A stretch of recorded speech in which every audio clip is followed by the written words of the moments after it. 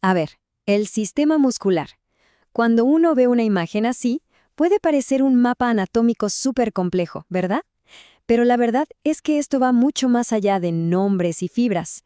Lo que estamos viendo es en realidad la historia de cómo nos movemos, cómo nos expresamos y, en el fondo, de cómo vivimos. Pensemos en algo tan simple, una sonrisa, un gesto que hacemos sin pensar, casi en automático. Pero, ¿qué hay detrás? Es el resultado de una maquinaria biológica, wow, súper precisa y fascinante. La pregunta es, ¿qué se esconde realmente detrás de ese movimiento tan sencillo? Ok, para entender cómo funciona cualquier músculo hay que tener claros 3 conceptos clave. Es súper fácil si lo pensamos así. Imaginen que el músculo es una cuerda. Un extremo está atado a un punto que no se mueve, un ancla. Ese es el origen. El otro extremo está atado a la parte que sí se va a mover, como una palanca. Esa es la inserción.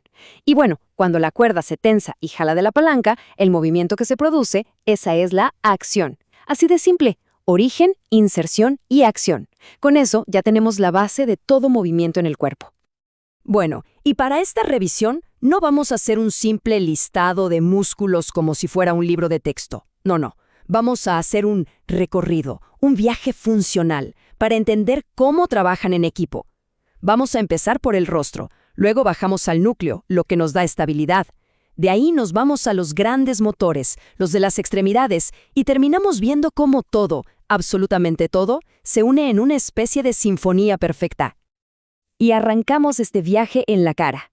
Justo aquí, tenemos una red de músculos súper pequeños, pero increíblemente precisos, que nos dan una de nuestras habilidades más humanas, la comunicación no verbal. Piénsenlo, cada uno de estos es como un instrumento, uno que nos permite expresar pensamientos y emociones sin tener que decir ni una sola palabra. Y aquí volvemos a la pregunta del principio, ¿se acuerdan? La sonrisa. Pues bueno, es obra principalmente de este músculo, el cigomático mayor. Fíjense, se origina en el pómulo, se inserta justo en la comisura de los labios y ¿qué pasa cuando se contrae? ¡Pum! Se produce esa acción universal que todos conocemos como alegría. Claro, y para cada acción, casi siempre hay una reacción opuesta. El músculo depresor del ángulo de la boca, bueno, su nombre lo dice todo, ¿no? Hace justo lo contrario. Se origina en la mandíbula y al contraerse, jala las comisuras hacia abajo. Es, digamos, el arquitecto de la expresión de tristeza. Esto nos muestra el increíble equilibrio de fuerzas que tenemos en el rostro. Pero a ver, no todas las expresiones son tan localizadas. Hay músculos mucho más grandes, como el occipito frontal, que cubren más superficie. Este, por ejemplo, se extiende por todo el cráneo. ¿Y qué hace? Es el responsable de ese gesto que todos hacemos, levantar las cejas cuando algo nos sorprende.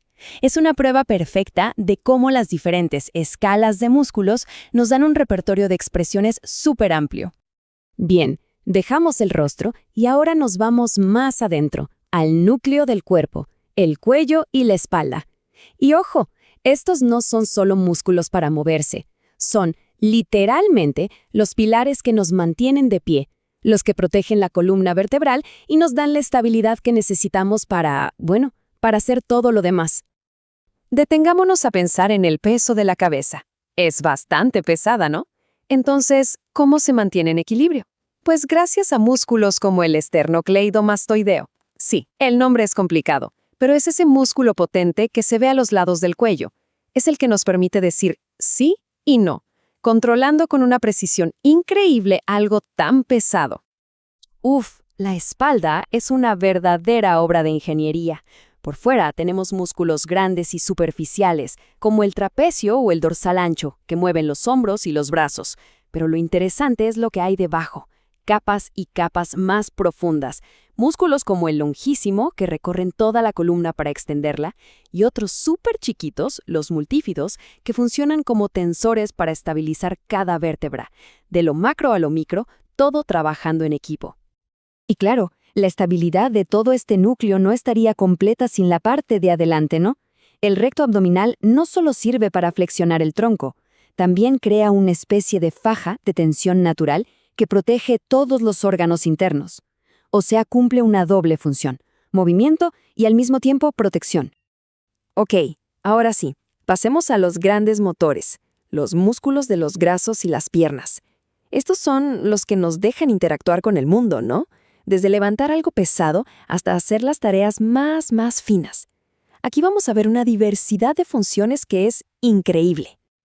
Y si de potencia se trata, pues tenemos que hablar del rey de la potencia, el glúteo mayor. Es, sin duda, el músculo más grande y potente de todo el cuerpo humano. Cada vez que uno se levanta de una silla, sube un escalón o corre, es este gigante el que nos da la fuerza principal para extender la cadera y ¡pum!, impulsarnos hacia adelante.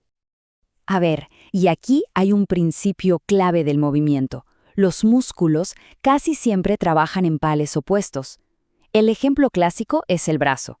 El bíceps se contrae para doblar el codo, y mientras tanto, su opuesto, el tríceps, se relaja. Y para estirar el brazo, pues justo al revés. Esta danza de contracción y relajación es lo que permite que tengamos un control tan fluido y preciso. Entonces, el punto clave aquí es la increíble adaptabilidad de todo el sistema. Pongamos en una balanza los músculos del muslo, como el cuádriceps, que están diseñados para generar una fuerza brutal para correr o saltar. Y del otro lado, la red súper delicada de músculos del antebrazo y la mano que nos dan la destreza para escribir o tocar un instrumento. Es la misma estructura básica, sí, pero con funciones radicalmente diferentes. Y esto que vemos aquí lo deja clarísimo. Fíjense en la cantidad de grupos musculares.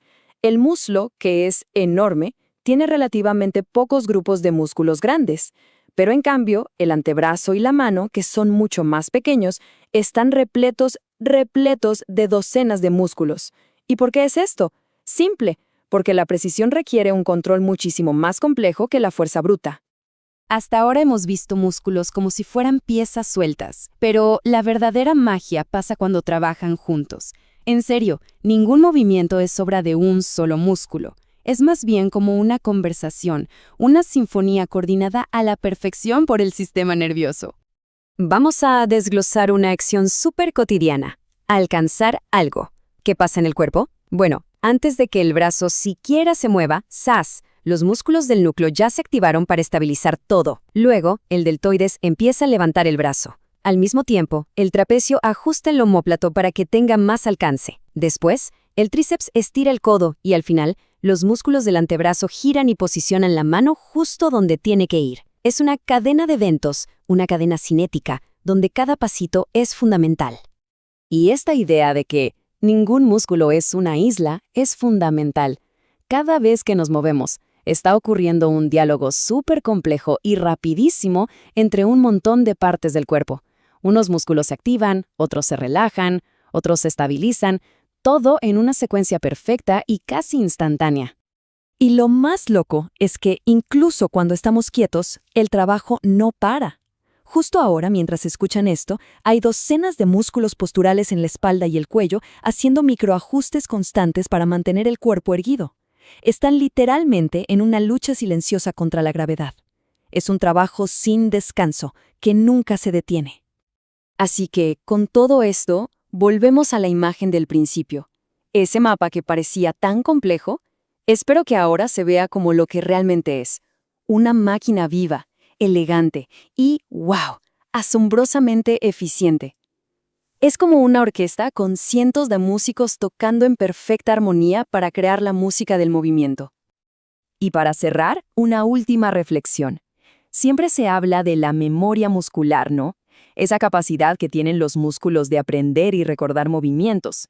Si eso es así, entonces cada uno de nuestros músculos es como un archivo viviente de nuestras vidas, de nuestros esfuerzos, nuestros hábitos, nuestras pasiones. La pregunta que queda en el aire es, ¿qué historias están contando los músculos que nos mueven todos los días?